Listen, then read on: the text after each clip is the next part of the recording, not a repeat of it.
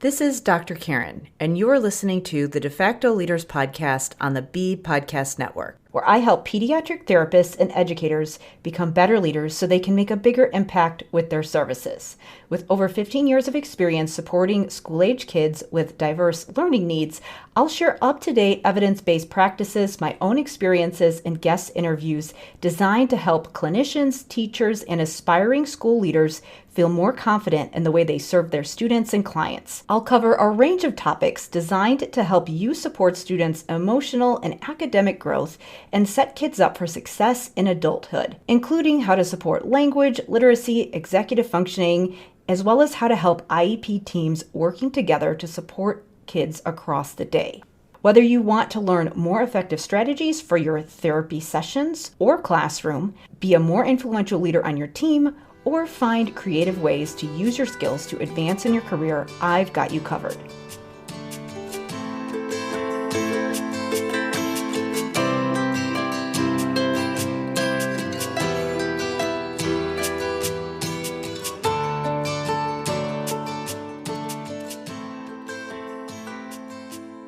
Hey there, it's Dr. Karen, and welcome to episode 134 of the De Facto Leaders podcast. Teens' brains are wired to seek pleasure, avoid pain, and conserve energy. On top of that, their prefrontal cortex isn't fully developed yet, which means they don't always make decisions that are in their best interest. They're learning so much about how to navigate relationships, manage their day-to-day, and work through emotional setbacks. Things like not making the sports team or getting the job, learning to be comfortable with how they look, sound, or act, figuring out how to make and keep friends, discovering how to delay gratification and work towards long-term goals, and understanding dating and romantic relationships. So many of these things are impacted by neurological development, and I love a good metaphor for explaining complex processes like this. Joey Mascio, my guest for this episode, is full of great metaphors to help kids understand how their brains work. Joey is a teen life coach, a former teacher, and the creator of the Sidekick to Hero mindset coaching app for teens. He's also the host of the Secrets to an Awesome Life podcast for teens. In this episode, we talk about helping teens embrace discomfort, navigate the nuances of dating and friendships, and create a personal narrative that helps them reach their goals. Specifically, we discuss whether or not self-help focused on relaxation and taking a break really helps teens find happiness. We also discuss how Joey uses Viktor Frankl's 3 ways to finding meaning to coach teens.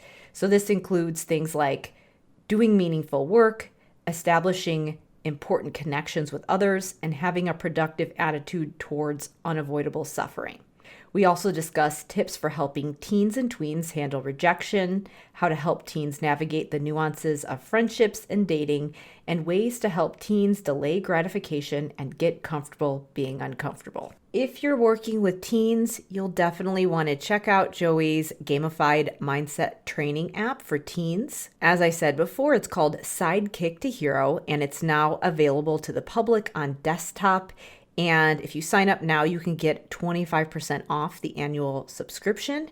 You just want to go to sidekicktohero.com to learn more. It looks and feels like a video game, but teaches teens mental resilience strategies to help them build confidence, develop social skills, and achieve their goals. Again, that was sidekicktohero.com. Also, if you are in the school systems and you want to help your IEP team to build some of these skills that I've been mentioning. Really, we're talking about executive functioning. So if you want to get your team on board with putting executive functioning support in place in your curriculum and on your IEP team, then check out the School of Clinical Leadership. To learn more, go to drkarendudek-brannan.com/clinical leadership. Now, please enjoy this episode with Joey Mascio.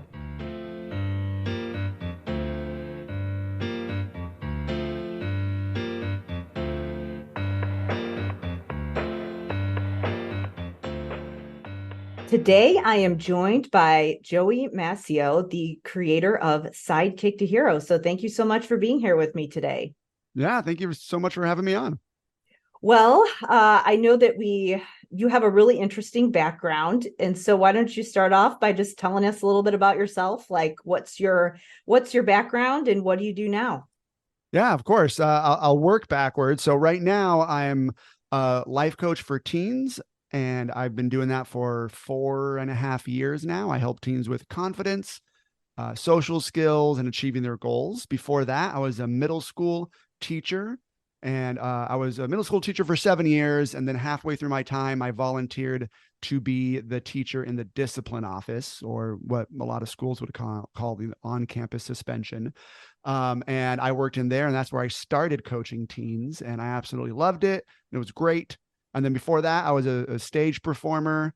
I performed on lots of stages across California, doing comedy and other performances. My biggest claim to fame, though, is being an actor at Disneyland, where I'm the only actor in Disney history to have played both Darth Maul and the Mad Hatter. Wow. So quite a background. I have to say that I am fascinated by Disney, just the whole experience of just how much detail they have. And when you walk into that place, they have the whole thing thought out. Oh yeah. It's really interesting. It's Like, it's so intricate. I actually wrote a paper my senior year in high school on Disney as an art piece, like just a piece of art, like Disneyland as a piece of art. And allegedly they go through and they start repainting everything. It takes them a whole year to repaint everything, and then they get like back around to where they started, and they just keep going and they just keep repainting everything. yeah. I when my stepdaughter was, was it when she turned 7? We went to Disney, and I thought, I did not go to Disney as a child. That was not something my parents were really interested in. And so I was kind of bracing myself for torture. Like, this is going to be so awful. There's going to be so many people there. But I was like, wow, they really have it together. They're entertaining you the entire time.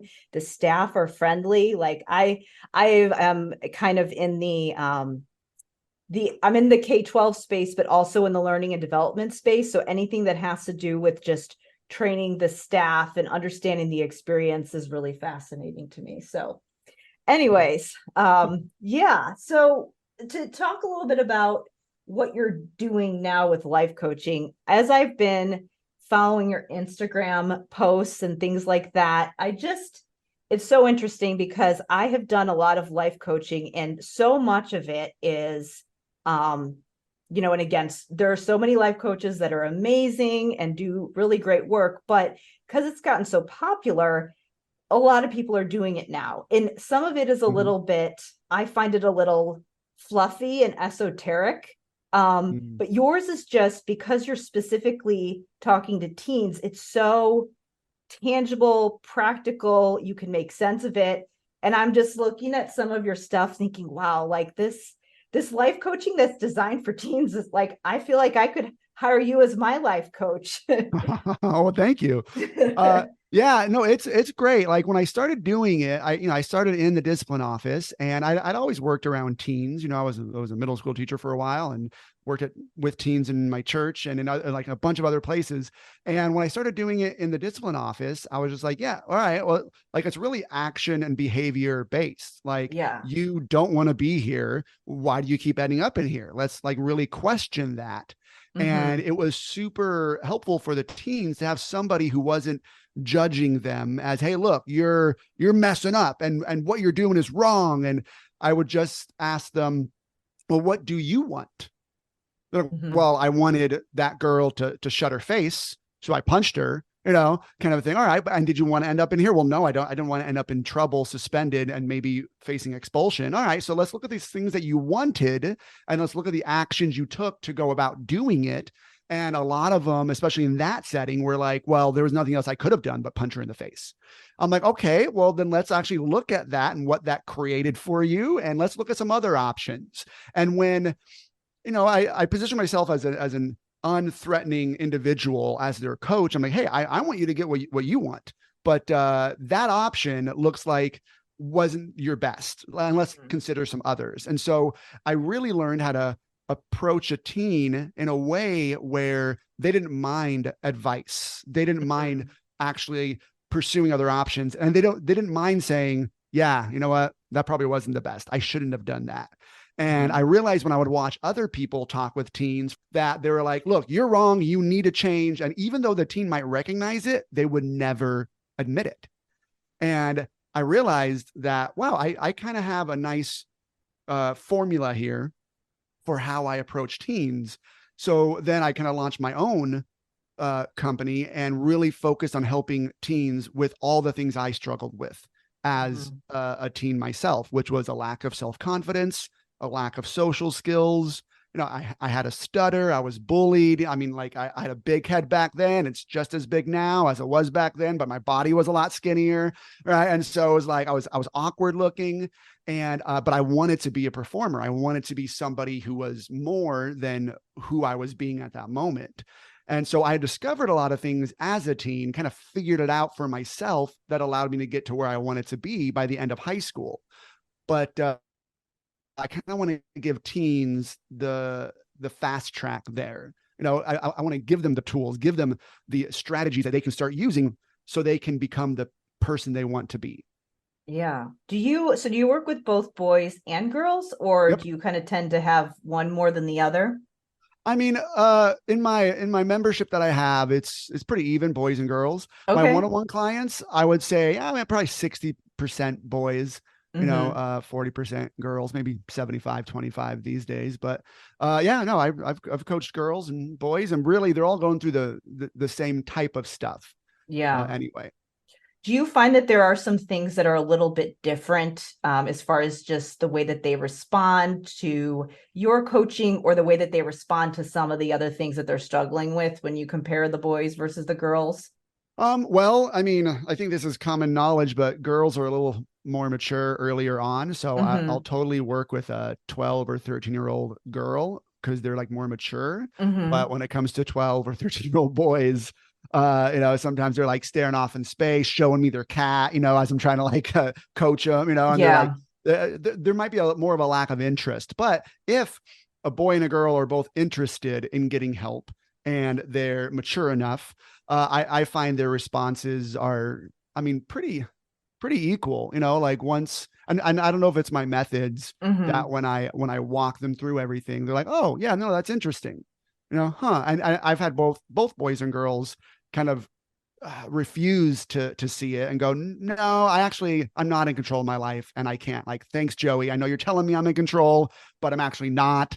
So there's nothing I can do about it. Mm-hmm. Yeah, I would say it's about even. Yeah. So really they have to be at the point where they're bought into the process of Oh yeah. yeah. So there are a lot of things that when we're thinking about mental health and thinking proactively about what is going to make you feel good, sometimes the things that are promoted are often the opposite of what you need to be doing. Like Mm. the things that are going to make you feel happy seem a little bit counterintuitive. So one example is, so there's a lot with the self-care, and of course you should take a break and things like that, but there's almost this promotion of overindulgence of things. And Mhm. so, can you talk a little bit about the idea of being involved in meaningful work that is worthwhile and how that plays into just being a proactive measure for your mental health? Yeah, definitely. So yeah, there seems to be with a lot of life coaches, the general term of life coaches out there, it's hey, take a break, really focus on yourself and your needs. That's Mm-hmm. not what I do. That's like Yeah. whatsoever.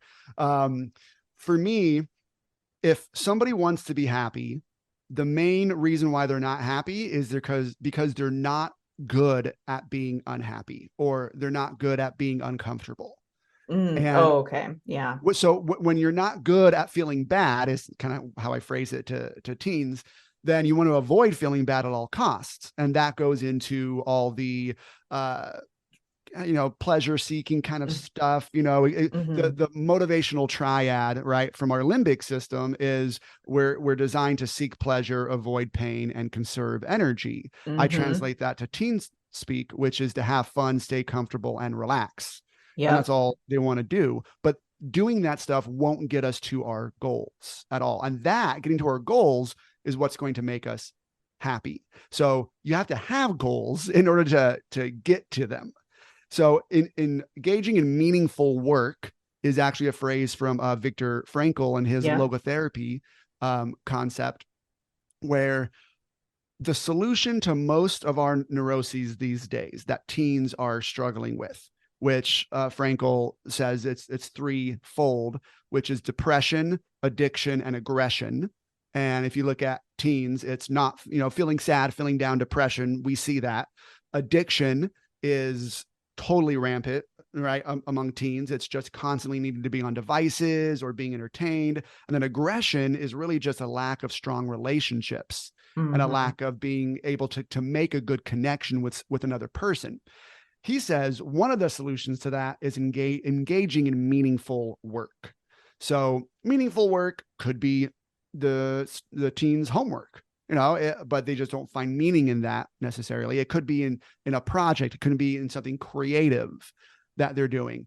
Anything of those, like of that nature, would help them dramatically with their happiness, with feeling fulfilled, and with their motivation.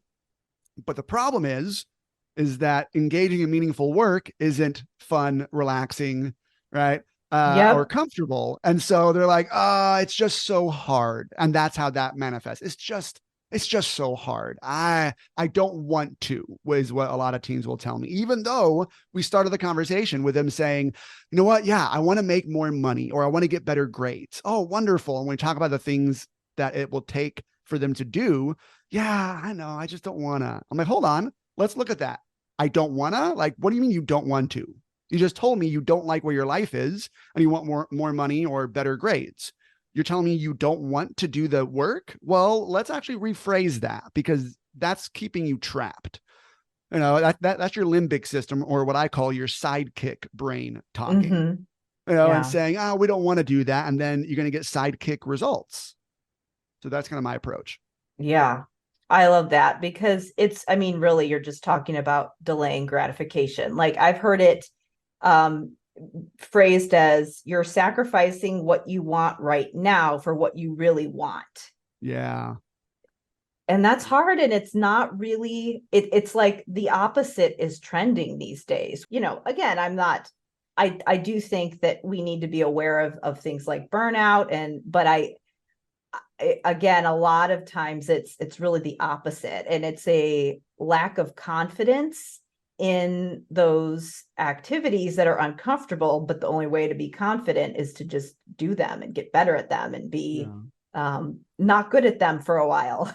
Yeah. Well, and maybe this kind of just hit me, right? Where like life coaches out there are mostly speaking to adults, and Yeah. adults are like, we tend to be all, work, work, work, like take care of the house, Mm-hmm. take care of the house, take care of the house. And so when those life coaches come around and say, hey, it's okay for you to treat yourself, rather, Yeah. oh, well, thank you, right? But that's not the issue for the teens, Yeah. right? I mean, there are teens that are out there that are, experiencing burnout or whatnot, but for the majority of the teens who don't have what they want, who are unhappy, it's mostly, I'm just not doing the thing that I need to be doing. And Mm-hmm. so that's why I'm able to come at them with more of a, yeah, no, like relaxing is great, but let's do that after meaningful work. Mm-hmm. Yeah. I mean, and the thing is that relaxing feels so much better when you feel like you've earned it. Yes. And it's like that thing that you can help yourself look forward to because you get to do it after whatever it is that you're doing. Okay, so I know another thing that is it's becoming harder for people, especially with just the need for validation and acceptance and all of those things can be, it's not that they're irrelevant, but just the idea of being able to handle rejection and Mm. put yourself out there. What kinds of things come up for the kids you're working with in that area? Yeah. So when a teen is facing rejection, it's primarily social rejection first. Mm-hmm. That's probably the biggest thing that they're facing, whether it's dating or friends. There's that kind of rejection. Then there's not getting the thing that you wanted, whether it was a job, whether it was Mm-hmm. a position on the team, or whatever it was. So when that happens, they tend to go into this spiral Yep. of making it mean something about them personally. Mm-hmm. And it means that, well, I suck, I'm stupid, I'm ugly. I'm not worth as much as other people who don't get rejected or who didn't get rejected in this scenario, right? Everybody else who made the team, they're better than me and I'm dirt, or the Mm-hmm. guy that my crush decided to go out with, he's better than me and I'm not better, right?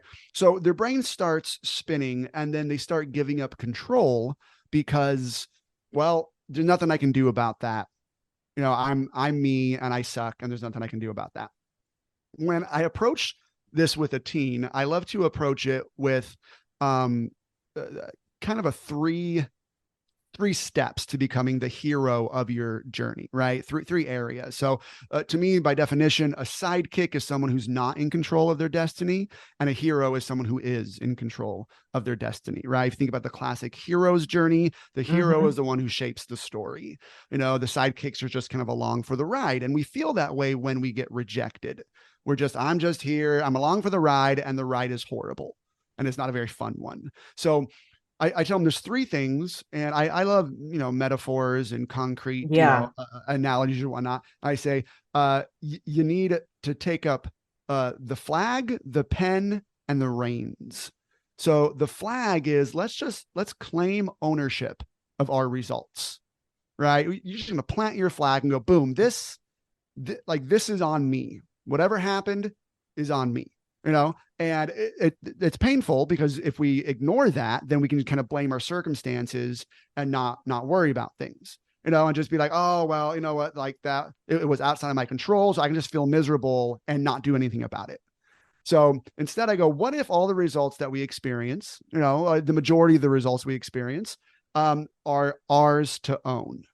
Okay. Now, other people obviously have choice in the matter. The girl that you asked out, or the football coach who decided not to pick you, right? There are other people out there, and they're gonna have choice in the matter. But for you, you have the ability to go, you know what? This is my story, and this is just one part of my story. It's not over yet. I can still push forward. Right. And so that's kind of taking ownership, planting the flag. That Mm-hmm. second thing, taking up the pen, is taking charge of the narrative in your head, which quite often wants to go negative and Yep. personal when we get rejected. So realizing that you have the pen, you can change the story, change the way you interact with this rejection, and you can kind of write a better one, a more heroic story, which is going to inspire you to take the action you need to eventually get the thing that you wanted, which was dating somebody, right? A lot of kids just stop dating because I got rejected once or twice or 100 times or whatever. So I'm just going to stop.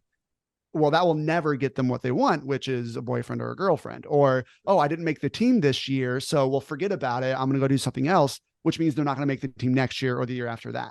So taking the pen is kind of changing that story. And then that third one, taking the reins, is taming their emotions, where Yeah. it's not about eliminating emotions. It's about taming them back to the, just get really good at feeling really bad, processing the emotions, being able to kind of stop, breathe through it, recognize that you're fine. Feeling unpleasant is normal. You don't need to eliminate this. You just need to tame your emotions so you can kind of then get back, on the journey. I think that last one is so important because the idea of stress, stress gets a bad rap because if you have too much of it, yes, it can be problematic, but some stress is good. It motivates us and it's normal and it's just a part of life.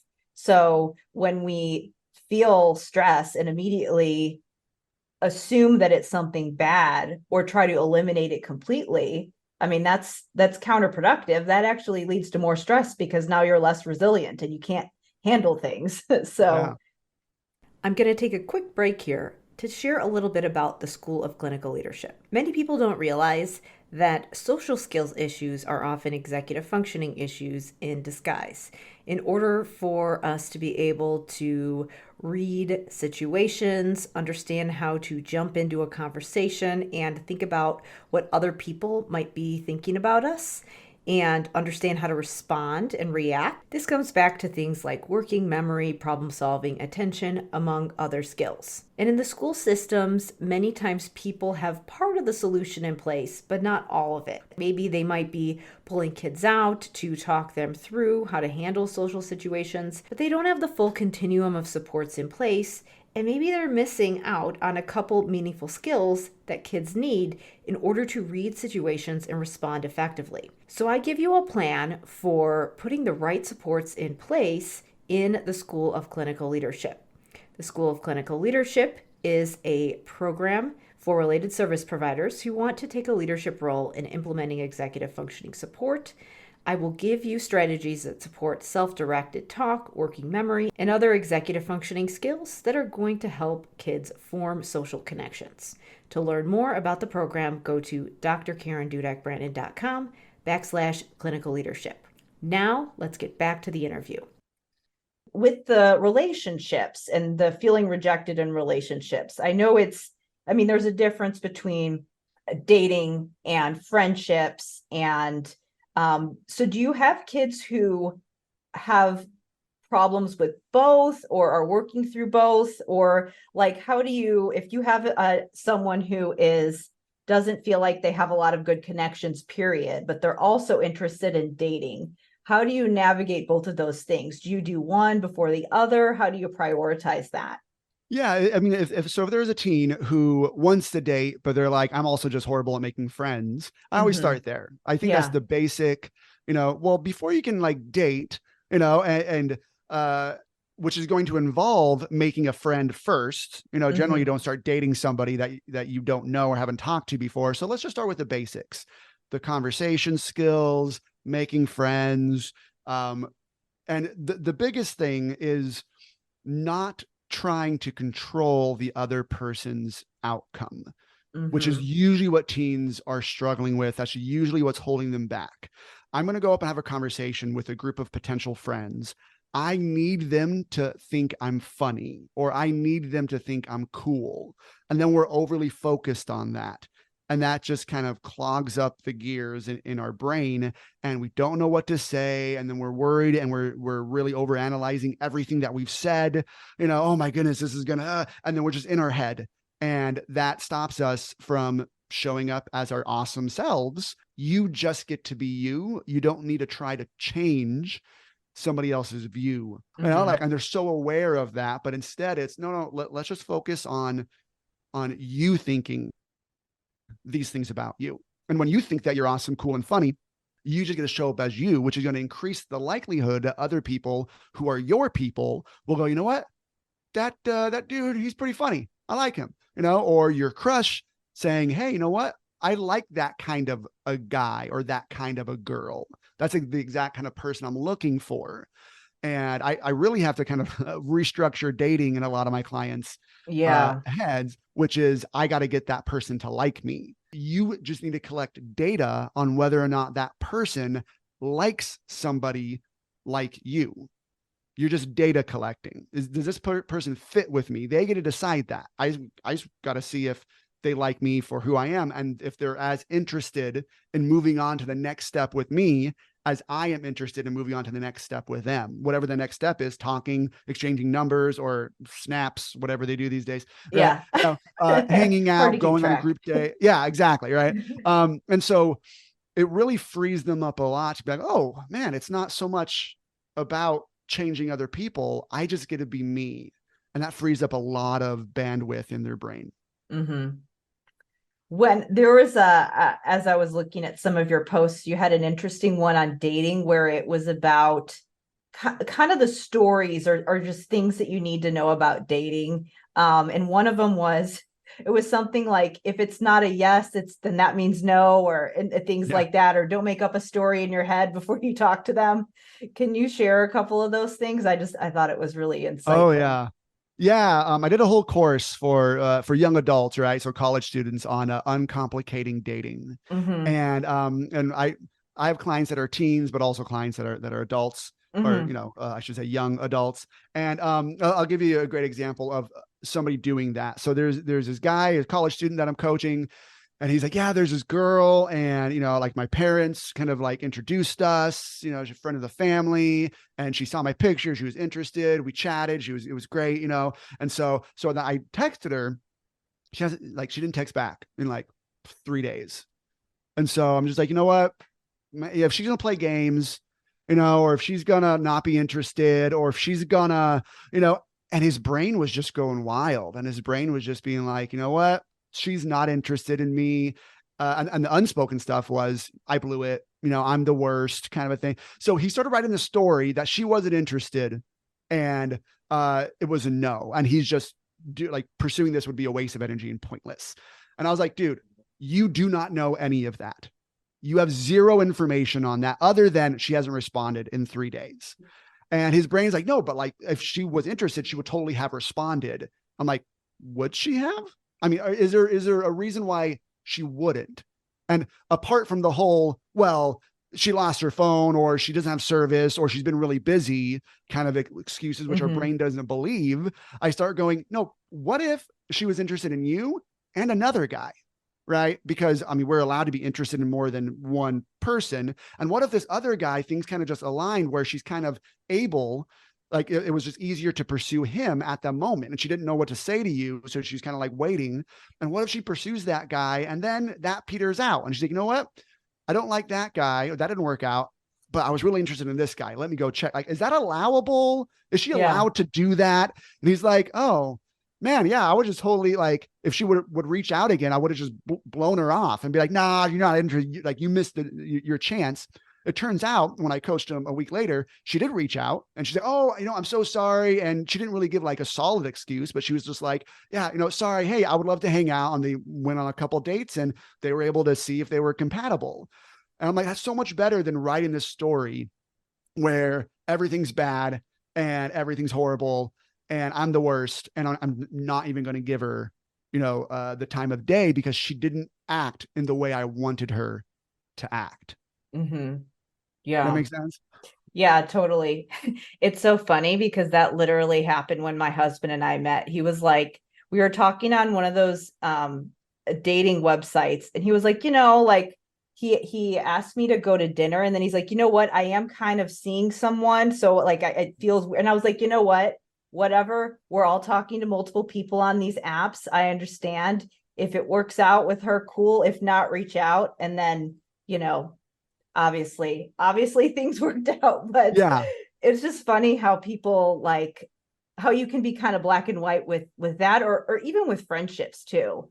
I think it's even like, me personally, when I was in high school, I always joke around that I was kind of like Paul Rudd from I Love You Man, but like the female version, because I always found dating a little bit easier than friendships, because it's like, once you get in and you have this connection with a person, them, like all the boundaries are set. Whereas with friendships, it's so open-ended. Like, you can have friends that you're Facebook friends with, and then you have friends that you have your numbers, and then you text each other, and then you have, where it's like, what kind of friends are we? There's all these different levels of friendship. Whereas with dating, a lot of times it's a little bit more concrete.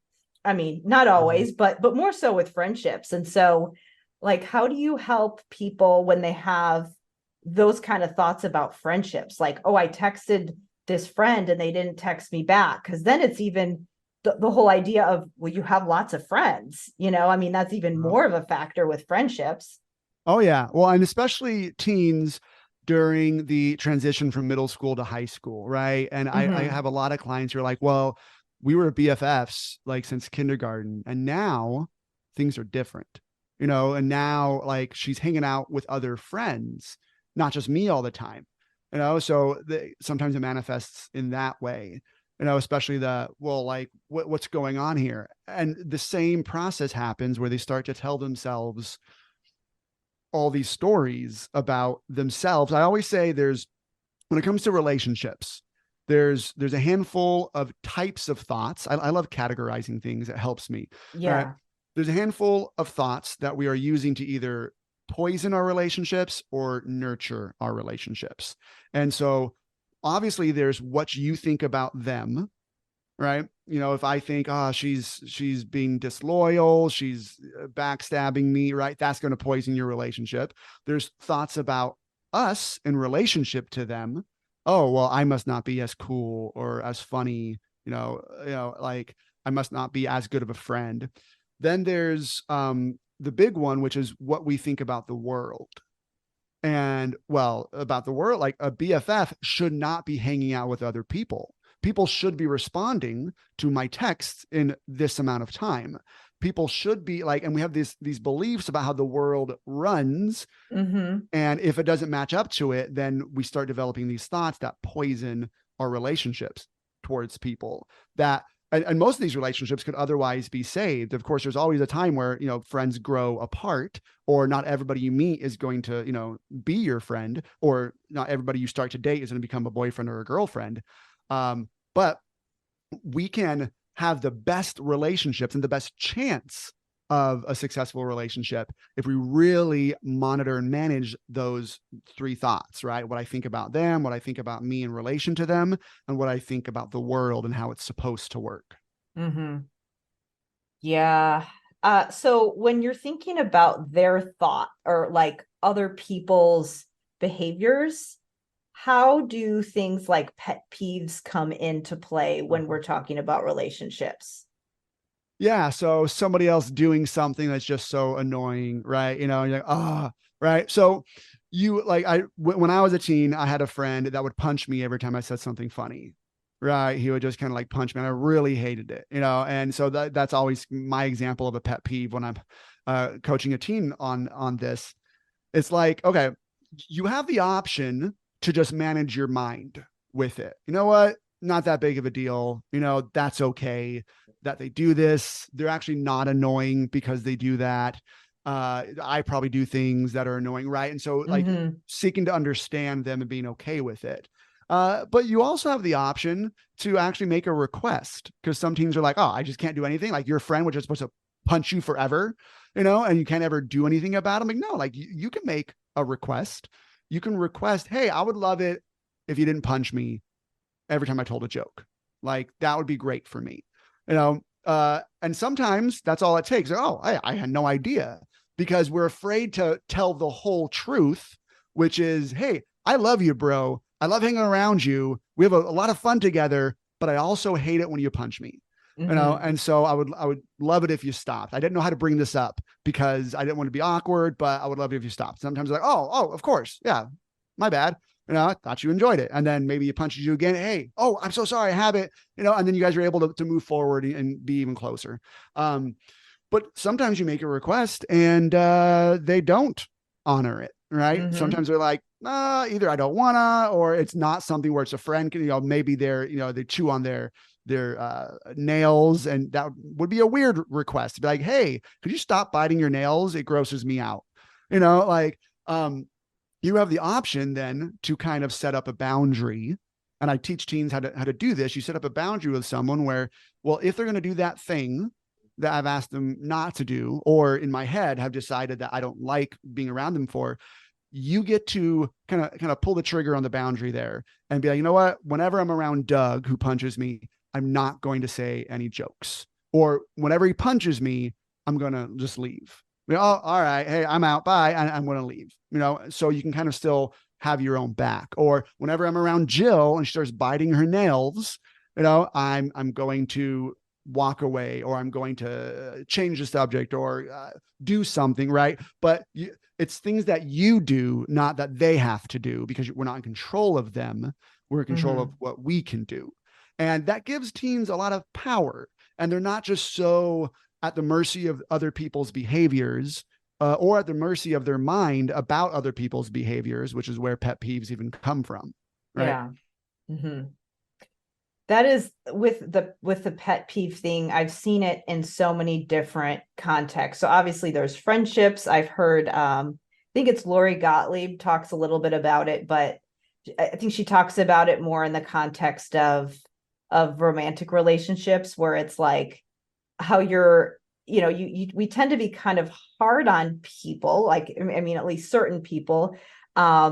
and then without realizing that maybe we have some things too that we're doing as well that we think are endearing, but other people don't find endearing. So it's kind of about giving people grace, but still realizing that we have some choice if something is really bothering us. Yeah. I like that. Yeah. So, so many different other things I can ask about. When we're thinking about teens specifically, as far as, I've seen a lot of behavior where it's sort of like, it's almost brushed off as normal teenage behavior, which we do have to understand where they are developmentally, but at the same time, teach them accountability so that we're building those skills for when they do, when they are in their early 20s and their brains are fully developed. We've got to build that foundation, because if we're not thinking about it while their brain is developing, obviously those skills aren't going to be there. So what things do you find, as far as, like, I don't want to say bad advice, but just thinking about the way that teens' brains are wired, where we're kind of doing the opposite of what we need to be doing? Yeah, like I've seen a lot of adults interact with teens, especially when I was in the administration office, and just hearing other, teachers interact with teens when they are teens just being teens. They want to attack them like real hard. And for me, going at a teen and saying, "Oh, you know what you're doing. Oh, you're doing it on purpose. As you're never going to be successful this way." You're really trying to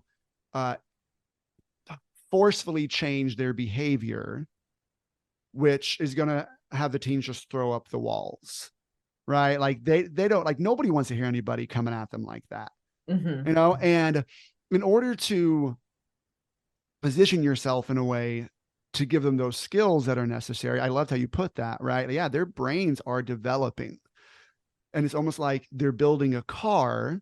And a lot of us wait until the car is completed when we're older, and then we start learning how to take care of it and drive it, once it's done, and that's why a lot of 20 and 30-year-olds start doing self-development or whatnot, because we just built the car, we got in it, and we just started going down the freeway and started driving without really any lessons or being able to learn how to use it or take care of it. So I believe, which is why I work with teens, that, hey, let's teach them how to take care of it, manage it, and get the best mileage out of their brain while it's being built, and so give that to them at the same time. And so I find not a lot, there are adults who, when they come at teens and they go, "Look, you need to change," the teen will not hear it. They just will close their ears to it, roll their eyes, and do all this stuff. But if you come at them in a way that's a little bit more what I call being the mentor, not the villain, and that's the difference. Like when I work with parents, it's going from villain to mentor. The villain is always trying to force their way upon everybody else. But the mentor is always trying to guide the hero to discovering their own skills and their own abilities.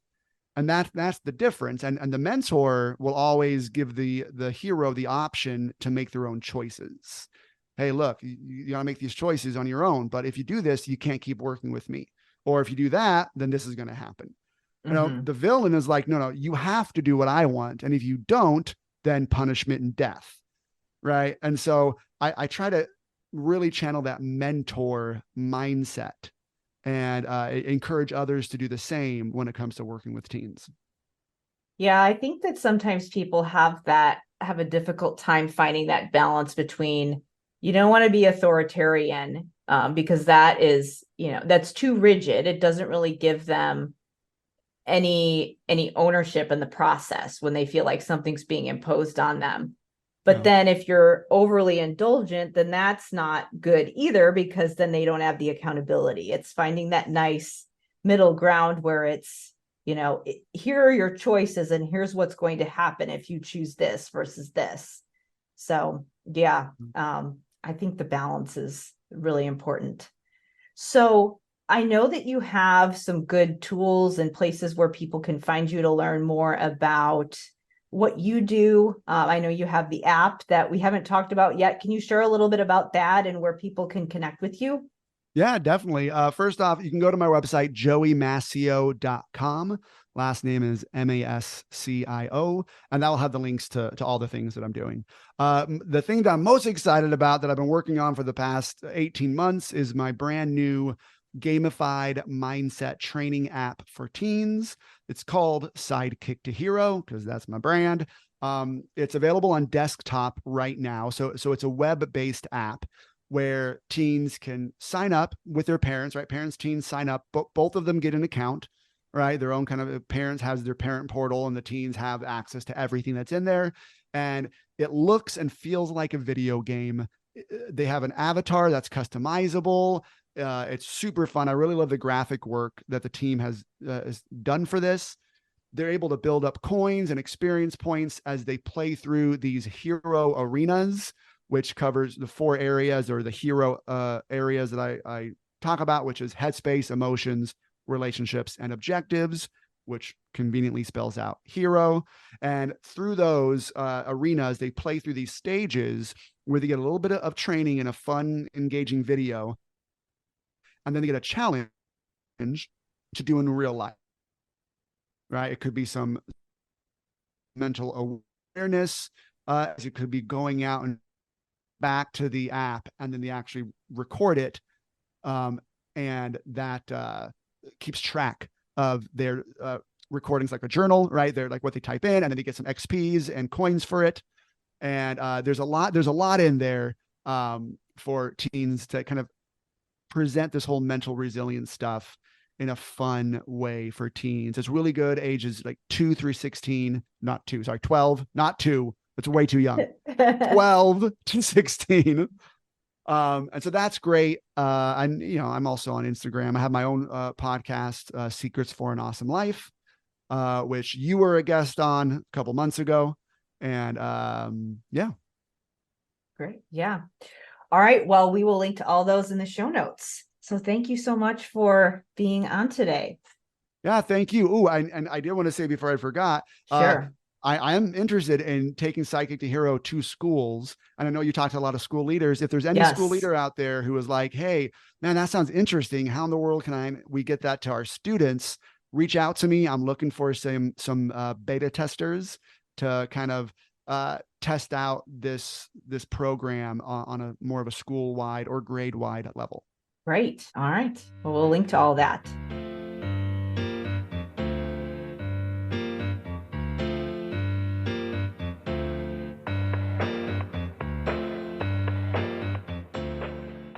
Thank you so much for listening. Be sure to check the show notes for all the places you can go to connect with Joey, including where you can go to learn more about the Sidekick to Hero gamified mindset training app for teens. Sidekick to Hero teaches teens mental resilience strategies to help them build confidence, develop social skills, and achieve their goals. And you can get 25% off the annual subscription at sidekicktohero.com. Also, if you are on a school team and you want to put executive functioning support in place so that kids can develop the social skills that they need in order to form connections with their peers, then check out the School of Clinical Leadership. To learn more, go to drkarendudek-brannan.com/clinical leadership. As always, it helps me out so much if you rate and review the De Facto Leaders podcast wherever you listen to your podcast. And if you found this episode helpful, be sure to share it with a friend. If you have a suggestion for a guest, or if you would like to be a guest on the show, please email me at talktome@drkarenspeech.com. Thank you so much for listening, and I will see you next time.